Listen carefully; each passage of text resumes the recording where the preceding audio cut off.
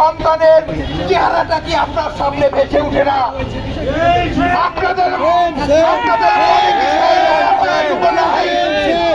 আমি বিশ্বাস করি আপনারা আমাদের ভাই।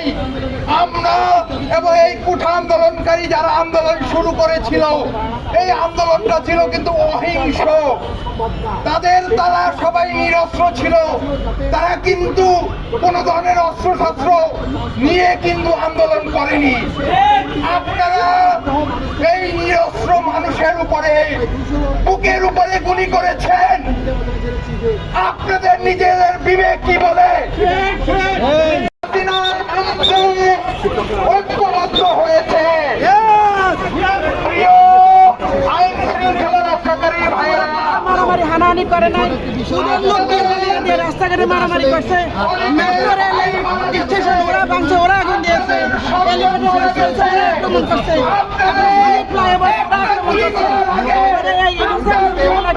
ওরা মামলা ধরে দিয়েছে, মেরে দিয়েছে। আমরা বিচার চাই। মায়ের জাতি কত কষ্ট করে ভাইয়ের বুকে বিদ্ধ হয়েছে। আপনারা যে বেতন পান, এই বেতনের টাকা এদেশের সাধারণ মানুষের গ্রামের টাকায় কিন্তু হয়। আপনারা ভুলে গেলে হবে না। আপনারা এই স্বৈরাচারী সরকারে আটকাও হবেন না।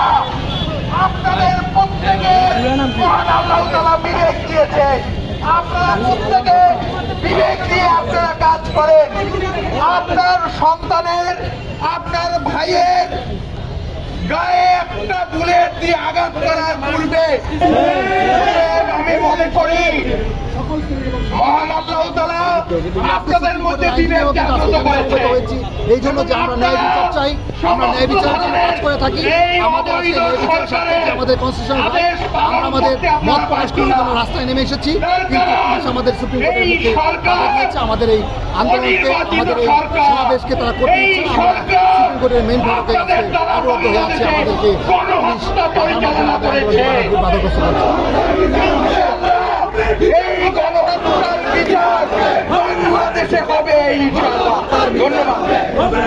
বিচার হবে, গণহত্যার বিচার হবে, বিচার হবে, গণহত্যার বিচার হবে। রক্তের বন্যায় ভেসে যাবে অন্যায়, ভেসে যাবে অন্যায়, রক্তের বন্যায়, রক্তের বাংলায় ভেসে যাবে অন্যায়, খুনি হাসিনার ঠাঁই নাই, রক্তের বাংলায়, রক্তের বাংলায় খুনি হাসিনার ঠাঁই নাই। আমার ভাই বললো কেন, খুনি হাসিনা জবাব দে, আমার বোন বললো কেন, খুনি হাসিনা জবাব দে, সম্পত্তির হিসাব করে দে, গাছের হিসাব আগে দে, গাছের হিসাব আগে দে, সম্পত্তির হিসাব করে দে, সম্পদের হিসাব করে দে, লাশের হিসাব আগে দে, গাছের হিসাব আগে দে।